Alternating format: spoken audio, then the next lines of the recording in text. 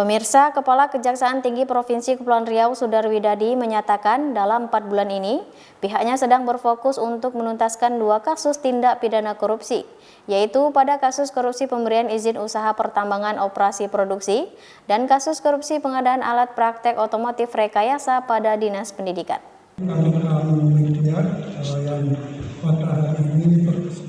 Kepala Kejaksaan Tinggi Provinsi Kepulauan Riau Sudarwidadi menyatakan dalam 4 bulan ini pihaknya sedang berfokus untuk menuntaskan 2 kasus tindak pidana korupsi, yaitu pada kasus korupsi pemberian izin usaha pertambangan operasi produksi dan kasus korupsi pengadaan alat praktek otomotif rekayasa pada Dinas Pendidikan.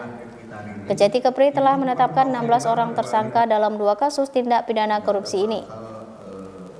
Sudarwidadi menjelaskan pihaknya menetapkan 12 tersangka pada kasus pemberian izin usaha pertambangan operasi produksi, yakni tersangka AJ yang merupakan mantan Kepala Dinas ESDM Kepri, AT yang merupakan mantan Kepala Dinas PTSP Kepri, serta 10 orang lainnya yang baru ditetapkan sebagai tersangka dalam kasus ini. Berapa kerugian negara yang ditemukan oleh Kejaksaan Tinggi terkait kasus itu? Kemudian juga mengurangi kualitas, kemudian juga ada kickback dan sebagainya.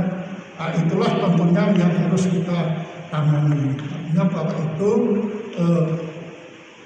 Sedangkan untuk kasus korupsi pengadaan alat praktek otomotif rekayasa pada Dinas Pendidikan Provinsi Kepri, Sudarwidadi menyatakan pihaknya sudah menetapkan 4 orang tersangka pada kasus ini, yakni tersangka DA, AC, DS, dan AJ.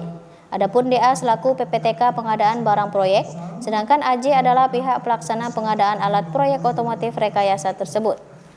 Selanjutnya, Kejati Kepri ini menyampaikan meski dalam kondisi pandemi COVID-19, pihaknya tetap berusaha maksimal dan profesional dalam menangani setiap perkara, dengan tetap mengacu pada protokol kesehatan yang dianjurkan oleh pemerintah. Selanjutnya adalah diskusi yang akan dibantu oleh Bapak Asintel dengan Pak Edi. Kepada Pak Asintel, kami persilakan.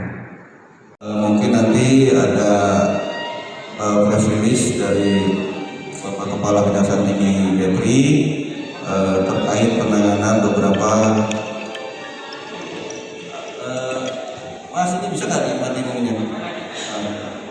Beberapa penanganan tindak pidana korupsi, yaitu antara lain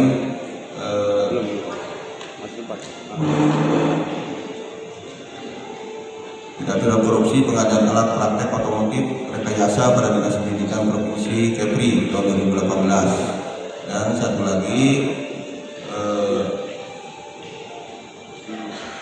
terkait dengan penanganan tindak pidana korupsi pemberian izin usaha pertambangan operasi produksi untuk penjualan di Provinsi Kepri tahun 2018-2019. Jadi mohon maaf, mungkin nanti Pak Kejati akan memberikan pengantar, termasuk mungkin ajakan atau seruan untuk sinergitas dalam rangka pencegahan penyebaran COVID-19 bersama rekan-rekan insan media, termasuk